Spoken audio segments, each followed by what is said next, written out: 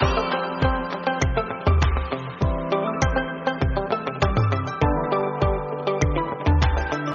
Morning students, मैं हूँ दीक्षा। आज हम शुरू करेंगे अध्याय 7 प्राणियों का संरचनात्मक संगठन। तो जितने भी प्राणी होते हैं वो कोशिकाओं से मिलकर बने होते हैं, केवल प्रोटिस्टा जगत के जीवों को छोड़कर। अर्थात हम ये कह सकते हैं कि प्रोटिस्टा जगत के जीव क्या होते हैं, कोशिका से मिलकर के नहीं बने होते हैं।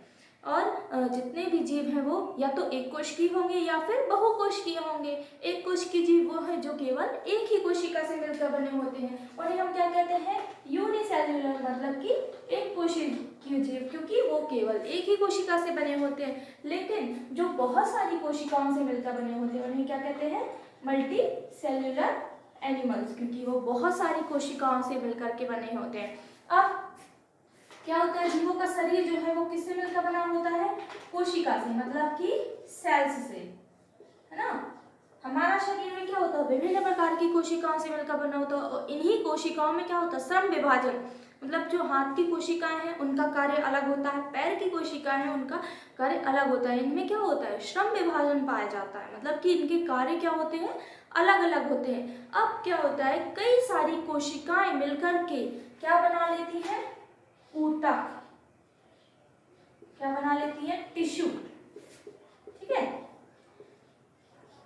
कोशिकाएं मिलकर के, समान प्रकार की कोशिकाएं मिलकर के क्या बनाती हैं, ऊतक का निर्माण करती हैं। अब ये ऊतक, कई प्रकार के ऊतक मिलकर क्या बना लेते हैं, अंग, और कई अंग से मिलकर के बनते हैं अंग तंत्र। हमारे शरीर में कई सारे अंग तंत्र होते हैं, श्वसन तंत्र, परिसंचरण तंत्र, तंत्रिका तंत्र, कई सारे तंत्र पाए जाते हैं, कंकाल तंत्र। ठीक है, तो ये क्या होते हैं, सबसे पहले जो हमारे शरीर की सबसे छोटी इकाई है वो क्या है, कोशिका। अब कई सारे अंग तंत्र मिलकर के एक पूरे शरीर का, विकसित शरीर का निर्माण करते हैं।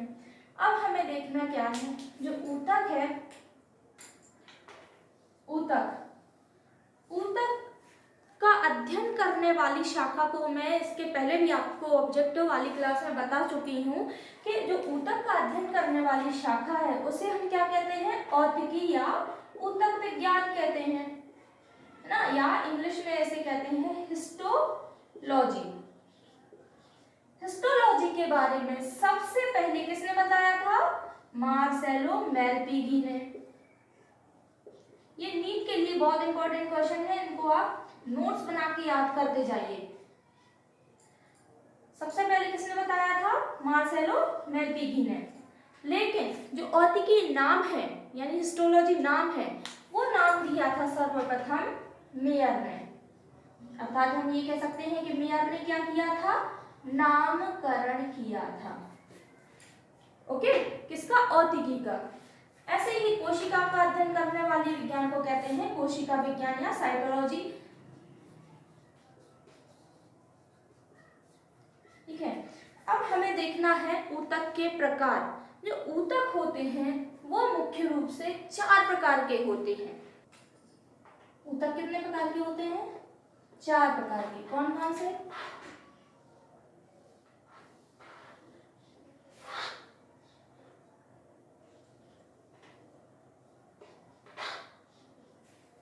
चलिए देखते हैं। सर्वप्रथम आता है उपकला ऊतक, सेकंड आता है संयोजी ऊतक,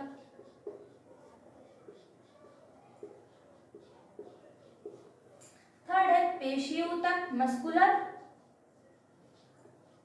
और लास्ट है तंत्रिकीय ऊतक। कितने प्रकार के होते हैं ऊतक, 4 प्रकार के। कौन कौन से, epithelial tissue, connective tissue, muscular tissue और नर्वस टिश्यू, यानी कि उपकला ऊतक, संयोजी ऊतक, पेशीय ऊतक और तंत्रिकीय ऊतक। तो सबसे पहले हम देखेंगे उपकला ऊतक, यानी एपिथेलियल टिश्यू। जो उपकला ऊतक होता है वो हमारे शरीर की सबसे बाहरी, कौन सी, सबसे बाहरी सतह और भीतरी सतह का निर्माण करता है। कौन सा ऊतक, उपकला ऊतक। तो इसका पहला पॉइंट क्या होगा, ये हमारे शरीर की सबसे बाहरी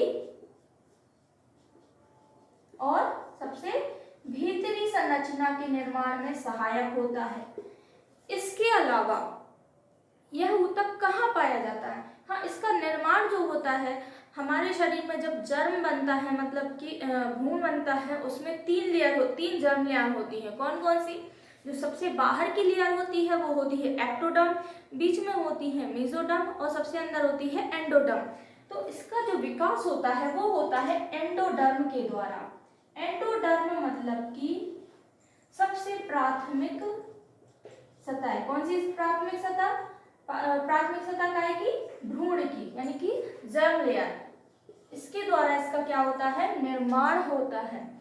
अब जो उपकला ऊतक है वो कहाँ कहाँ पाया जाता है? ये पाया जाता है आहार नाल में, त्वचा में, क्योंकि ये क्या है? Epithelial tissue. एपिथेलियल टिश्यू कहाँ पाया जाता है? त्वचा की सबसे बाहरी उसमें। और इसके अलावा ये फेफड़ों में भी पाया जाता है। ठीक है, फेफड़े में इसका क्या होता है? इसका बहुत ज्यादा योगदान होता है उपकला ऊतक का। अब इसके कार्य क्या है?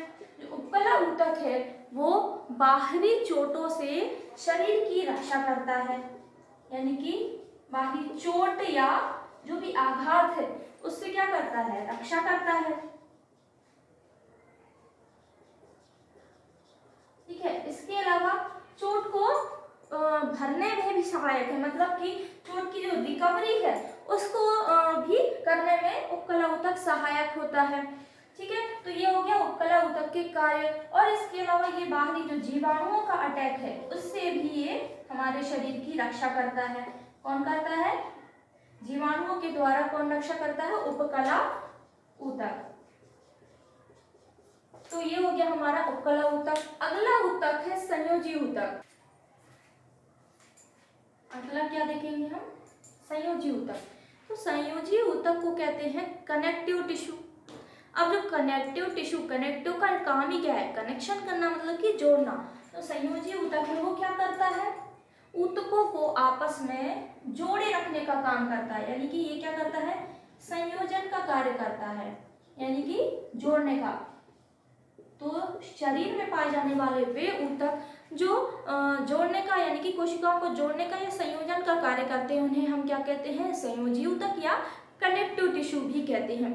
जो कनेक्टिव टिश्यू होते हैं, शरीर में जितने भी ऊतक होते हैं उन सब में सबसे ज्यादा क्या होते हैं? संयोजी ऊतक होते हैं, मतलब इनकी संख्या जो होती है वो अधिक होती है। अन्य ऊतकों की तुलना में संयोजी ऊतक शरीर में अधिक मात्रा में पाए जाते हैं। संयोजी ऊतक क्या करते हैं? इसमें पतले पतले छोटे छोटे से तंतु पाए जाते हैं जिन्हें कहते हैं संयोजी ऊतक तंतु। ठीक है, तो जो संयोजी ऊतक तंतु होते हैं ये क्या होते हैं? ये पतले पतले धागे के समान होते हैं और यही क्या करते हैं? एक दूसरे को जोड़े रखने का कार्य करते हैं। संयोजी ऊतक तंतु भी 3 प्रकार के होते हैं। कौन कौन से? ये होते हैं कोलेजन तंतु,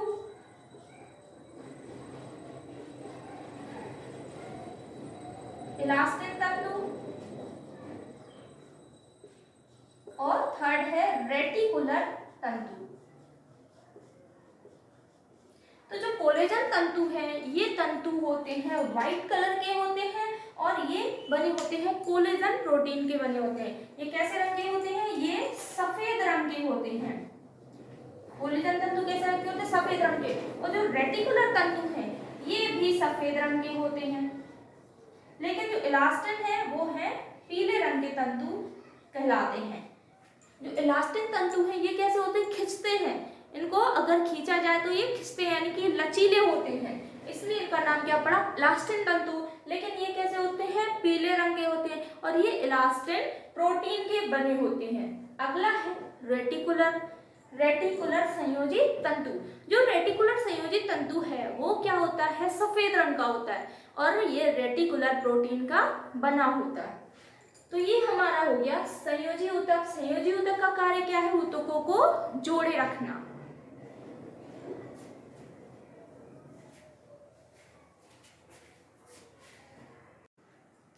तीसरा है पेशीय ऊतक।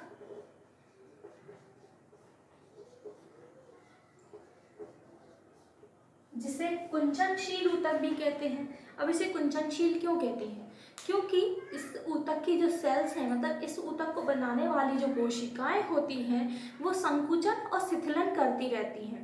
संकुचन और शिथिलन करने के कारण ही इनकी कोशिका करती है, मूवेबल होती है, मतलब कि गतिशील होती है। तो सबसे पहला पॉइंट हम क्या देखेंगे पेशी ऊतक के अंतर्गत? इस ऊतक की कोशिकाएं लंबी होती हैं। इसके अलावा ये कैसी होती है? कुंचनशील होती हैं। अब जब कुंचनशील होगी मतलब ये संकुचन भी करेंगी और शिथिलन करेंगी। संकुचन मतलब सिकुड़ना और शिथिलन मतलब होता है कि फैलना। संकुचन और शिथिलन के कारण ही ये क्या करती है? गति में सहायक होती है। इसके अलावा ये प्रचलन में भी सहायक होती है। प्रचलन मतलब कि चलना, गति और प्रचलन में ये क्या करती है? सहायक होती है। कौन सी कोशिकाएं?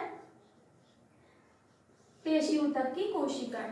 अब जो पेशी ऊतक की कोशिकाएं हैं वो बंडल्स के रूप में होती हैं और इन कोशिकाओं के बीच में अंतर कोशिकीय अवकाश नहीं पाया जाता है। ये कोशिकाएं कैसी रहती है?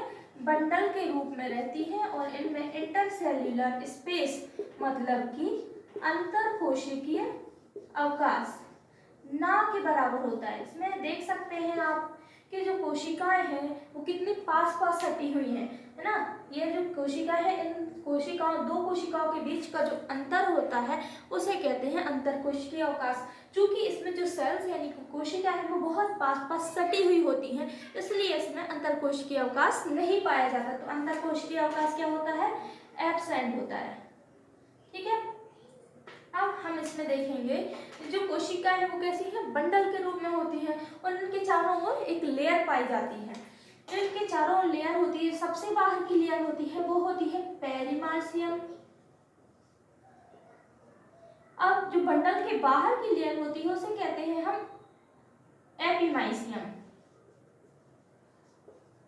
लेकिन जो सबसे अंदर की होती है, जो कोशिकाओं को घेरे रखती है, उसे कहते हैं एंडोमाइसियम। ये 3 लेयर होती है, सबसे बाहर की पेरिमाइसियम, और जो पेरिमाइसियम के अंदर होती है उसे कहते हैं एपिमाइसियम, और सबसे अंदर जो होती है उसे कहते हैं एंडोमाइसियम। ठीक है। तो इसमें कितनी लेयर होती है? 3 परतें पाई जाती हैं। ठीक है। कितनी परतें पाई जाती हैं? 3 परतें पाई जाती हैं, जो क्या करती है? पेशी ऊतक की कोशिकाओं को घेरे रखती है और इन कोशिकाओं के बीच में हम देख सकते हैं कि अंतरकोशिकीय अवकाश ना के बराबर होता है। इसके अलावा इसमें और क्या क्या पाया जाता है? इसमें संकुचन और शिथिलन की क्षमता पाई जाती है। कौन सी क्षमता? संकुचन और शिथिलन की क्षमता पाई जाती है। वो कैसे पाई जाती है? क्योंकि इसमें 2 प्रोटीन पाई जाती हैं। कौन कौन सी? कितनी प्रोटीन होती हैं? 2 प्रोटीन होती हैं। देखते हैं कौन कौन सी। पहली जो है वो है एक्टिन। कौन सी? एक्टिन। और दूसरी है मायोसिन। ये 2 प्रोटीन होती है, एक होती है एक्टिन और दूसरी होती है मायोसिन। इन 2 प्रोटीन के कारण ही ये पेशियां संकुचन और शिथिलन करती हैं, जिसके कारण मांसपेशियां गति में सहायक होती हैं। अब इसके अलावा पेशी ऊतक होते हैं वो मुख्य रूप से 3 प्रकार के होते हैं। कौन कौन से? नंबर 1 जो होता है पेशी ऊतक वो होता है रेखित पेशीय ऊतक। कौन सा? रेखित पेशीय ऊतक। जो रेखित पेशी ऊतक होता है उसे ऐच्छिक पेशी ऊतक भी कहते हैं, क्योंकि इस ऊतक की जो कोशिकाएं हैं वो इच्छा के अनुसार ही कार्य करती हैं। मतलब कि जब मनुष्य की इच्छा होगी तभी वो कोशिकाएं काम करती हैं। जैसे पेशी मांसपेशियां, हाथ और पैर की मांसपेशियां, जब हमारी इच्छा होगी तभी हम क्या करते हैं? अपने हाथ और पैर को हिला डुला सकते हैं, उनको मूव कर सकते हैं। सेकंड होती है अरेखित पेशीय ऊतक, यानी कि अनैच्छिक पेशी ऊतक। जो अरेखित पेशी ऊतक होता है वो हमारी इच्छा के अनुसार कार्य नहीं करते। इनकी जो सेल्स है वो हमारी बिना इच्छा के भी कार्य करती है। जैसे कि पाचन की क्रिया, हमने भोजन किया, हम चाहे या ना चाहे हमारे शरीर के अंदर पाचन की क्रिया अवश्य होगी। जब भी कभी स्वादिष्ट भोजन देखते हैं तो मुंह में अचानक से लार का सिक्रेशन हो जाना, ये सब क्या है? अनैच्छिक क्रिया है। तो ये किसके कारण होती है? अरेखित पेशीय ऊतक के कारण होती है। थर्ड जो है यह हृदयक पेशी ऊतक। जो हृदय पेशी ऊतक है वो किसमें पाया जाता है? ये हृदय पेशी ऊतक, इनकी कोशिकाएं पाई जाती हैं हृदय के अंदर। हृदय के अंदर पाई जाने वाली कोशिकाएं पेशी ऊतक कहलाती हैं। ठीक है, अब जो हृदय के अंदर ये कोशिकाएं होती हैं ये कब तक काम करती हैं? ये ना तो हमारी इच्छा से, ना ही ये हमारी बिना इच्छा के कार्य करती, ये अपने जीवन पर्यंत कार्य करती हैं। मतलब जब तक जीवन रहता है तब तक हृदय पेशियां काम करती हैं। अर्थात ये कह सकते हैं कि ये पेशियां जो है ये कभी नहीं रुकती हैं, ये जीवन भर कार्य करती रहती हैं। तो ये 3 पेशियां पेशी ऊतक के अंतर्गत पाई जाती हैं। ये हो गया हमारा पेशी ऊतक। लास्ट है तंत्रिका ऊतक। तंत्रिकीय ऊतक भी कहते हैं जिसे, या चेतना ऊतक। ये ऊतक जो है ये पौधों में नहीं पाया जाता है, लेकिन जंतुओं में तंत्रिका तंत्र एक विकसित रूप में पाया जाता है। इनमें जंतुओं में तंत्रिका तंत्र विकसित रूप में पाया जाता है। तंत्रिका ऊतक का काम क्या है? ये वे टिश्यू हैं या वे ऊतक हैं जो संवेदनाओं को ग्रहण करते हैं। इसके अलावा ये सोचने समझने में भी सहायता करती है। मतलब सोचने समझने की जो क्षमता आती है वो कहाँ से आती है? तंत्रिकीय ऊतक से आती है। इसकी कोशिकाएं फैली रहती हैं। जो तंत्रिका ऊतक है वो कई कोशिकाओं से मिलकर बना होता है, जिसे कहते हैं हम न्यूरॉन। तंत्रिकीय ऊतक जो क्या होता है? कई सेल्स यानी कोशिकाओं से मिलकर बना होता है, जिसे कहते हैं न्यूरॉन। क्या कहते हैं? न्यूरॉन। न्यूरॉन को तंत्रिका कोशिका भी कहते हैं। हिंदी में से क्या कहते हैं? तंत्रिका कोशिका। तंत्रिका कोशिका है वही तंत्रिकीय ऊतक की क्या होती है? इकाई होती है। तंत्रिका कोशिका यानी कि न्यूरॉन ही पूरे तंत्र की क्रियात्मक और संरचनात्मक इकाई है। तंत्रिका ऊतक कई सेल से मिलकर बना होता है। अब इसके अलावा इसमें न्यूरॉन के अलावा एक और चीज होती है जिसे कहते हैं न्यूरोग्लिया। क्या कहते हैं? न्यूरोग्लिया। तो इसमें 2 मुख्य रूप से पाए जाते हैं, न्यूरॉन और न्यूरोग्लिया। अब क्या होता है? जो तंत्रिकीय तंत्र है उसका कार्य क्या है? सोचने में सहायता करता है। सोचने समझने की क्षमता कहाँ से आती है? तंत्रिका ऊतक से। इसके अलावा उद्दीपन को ग्रहण करना, उद्दीपन को ग्रहण करना भी तंत्रिकीय ऊतक का कार्य है। मतलब कि जैसे कोई भी बाहर से क्रिया होती है या एक्टिविटी होती है, जैसे कि सुई चुभना या कांटा चुभना। अब कांटा तो पैर में लगता है, लेकिन हमारे मस्तिष्क को वो कहाँ से पता चलता है? क्योंकि हमारे पूरे शरीर में यानी जितने भी प्रकार के जंतु हैं उन सभी में तंत्रिकाएं पाई जाती हैं। अब जो तंत्रिकाएं हैं वो पैर तक गई हैं, हाथों तक गई हैं, मतलब हर अंग तक तंत्रिकाएं जाती हैं। कहीं पर भी कुछ भी घटना होती है वो डायरेक्ट हमारे माइंड तक पहुंचा देती है संदेश को। तो कांटा तो पैर में लगता है जो पैर की तंत्रिका है वो क्या करती है? फौरन संदेश यानी कि मैसेज पहुंचाती है हमारे माइंड को कि हमारे पैर में क्या है? कांटा लगा हुआ है, और तुरंत हम वहां से पैर को हटा लेते हैं। जैसे सुई चुभती है या मच्छर काटता है, इन सबको ये सब क्या है? बाहर से दिए गए उद्दीपन है। कोई भी उद्दीपन होता है उनका मैसेज हमारे माइंड तक कौन पहुंचाता है? तंत्रिकाएं। मतलब को संदेश को यानी कि उद्दीपन को ग्रहण करने का कार्य भी कौन करता है? तंत्रिकीय ऊतक। और संदेश को मस्तिष्क तक भी पहुंचाती है। ठीक है। जो न्यूरॉन होता है वो कैसा दिखता है? इसमें क्या होता है? एक बीच में साइटोन होता है, इसको हम डिटेल में बाद में देखेंगे। और ये क्या है? साइटोन। और ये क्या है? एक्सॉन, है ना। तो ये क्या है? एक न्यूरॉन होता है और यहाँ से फिर अगला साइटोन हो जाता है। मतलब इसमें क्या होती है? पूरी चेन चलती रहती है। लेकिन न्यूरोग्लिया में क्या होता है? एक सेल्स का बंडल होता है और यहाँ से बहुत सारे डेंड्रॉइड्स निकले होते हैं। इसमें बीच में एक केंद्रक भी होता है, लेकिन इसमें एक्सॉन नहीं पाया जाता। तो ये हमारा क्लियर हो गया तंत्रिकीय ऊतक। आज हमने उपकला ऊतक देखा और उपकला ऊतक के अलावा उत्तक के सभी प्रकार देखें। तो आज का लेक्चर हमारा यही समाप्त होता है। उम्मीद है आपको पसंद आया होगा। आप चैनल को लाइक कीजिए, सब्सक्राइब कीजिए और जो भी आपके 11th बायो के स्टूडेंट हों आसपास, उन्हें इस वीडियो के बारे में ज़रूर बताइए। आपके जो भी डाउट्स हों आप टेलीग्राम लिंक पर जाके पूछ सकते हैं। Thank you. Thanks for watching the video. कृपया वीडियो को लाइक, शेयर एंड सब्सक्राइब कीजिए। अगला लेक्चर जल्द ही लेके आएंगे। तब तक नोट्स बनाइए, रिवीजन कीजिए और अच्छे से पढ़ते रहिए। Thank you.